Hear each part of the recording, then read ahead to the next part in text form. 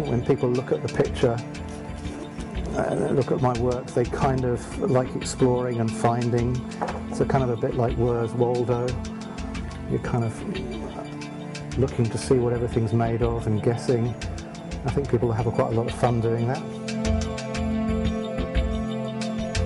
I don't think my pictures make people salivate and hungry. I think they kind of, it's about wonderment rather than kind of appetite, really. Although people say that they do feel hungry when they see some of the images.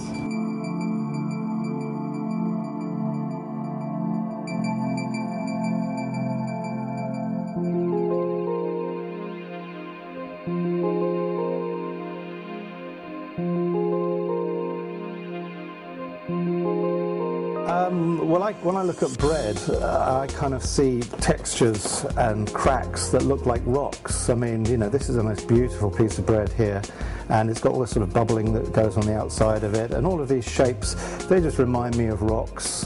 When you look at this really close up with all its little bits of pepper, and there's chili, I think, in this one as well, it just has this wonderful texture of something that's a lot larger. It reminds me of more natural things in the wider world.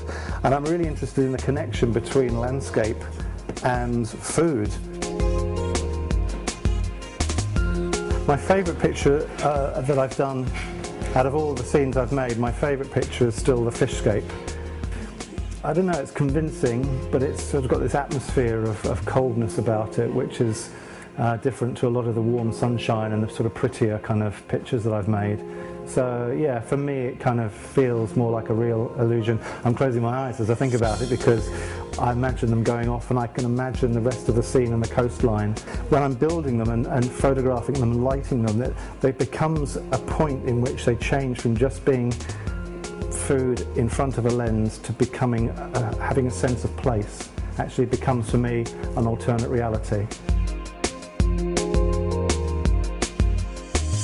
Normally when I'm doing a scene we start from a drawing, and I do a sketch kind of, so it's come from my imagination. I mean, I use very traditional kind of techniques that painters, like classical painters, would use, of pathways or rivers and streams that will draw you into a picture.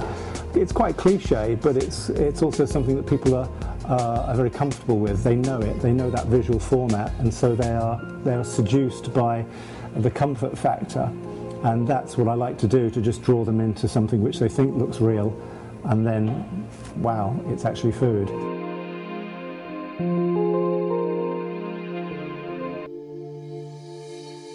And making this feel a little bit more like a bigger place. When you use a wide-angle lens in photography, it can distort things, but it can give you this wonderful depth of field and this feeling of scale and depth and perspective.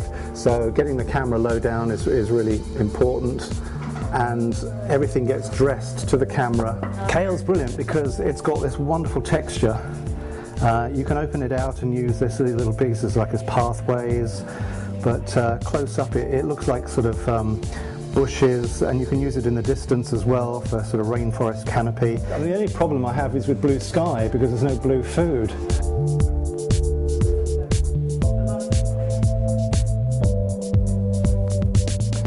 I'm just going to dress this in like that, and all of a sudden you can see just little movements and patterns that it creates. Just starts to kind of feel like it's sort of starting to rush and foam up. But yeah, there are cities. I like to do Venice out of pasta. I like to do sort of more seascapes, holiday scenes, scenes from movies, scenes from fairy tales.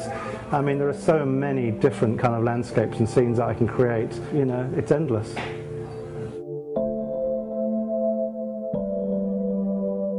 Well, I'm hoping that because there's such a wide interest in the work from all ages and from all countries, I'm hoping that it's going to be used more as a vehicle to help promote healthy eating. I think that's my, real raison d'etre here, is to not have this as just being pretty pictures made out of food, but actually doing some good with it. So what do you think? I think it looks great. I like it. Do you like it? Yeah. I mean, you just made this in under an hour. Oh, that's good. That's good for me.